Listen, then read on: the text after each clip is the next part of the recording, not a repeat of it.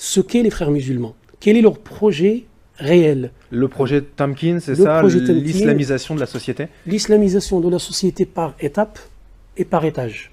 C'est-à-dire, on va commencer par une présentation de l'islamisme, mais sous couvert de l'islam. C'est pour ça, moi, je fais la différenciation entre les deux, pour avancer dans les mosquées, etc.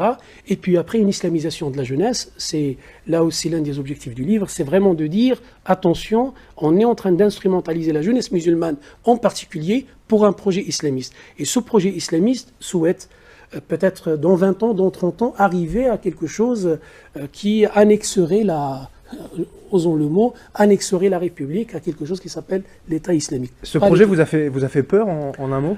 Moi, de toute façon, quand j'étais à l'intérieur, je ne voyais pas les choses de cette manière. Je servais l'islamisme, donc j'étais un vecteur de diffusion de l'islamisme.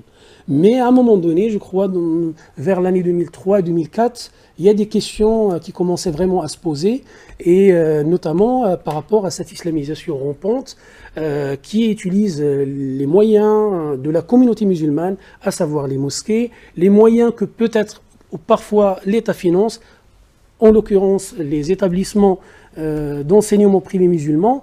Et moi, je veux que le public français comprenne les enjeux. Parce qu'on dit que les frères musulmans, c'est le double discours. Mais il n'y a pas que ça.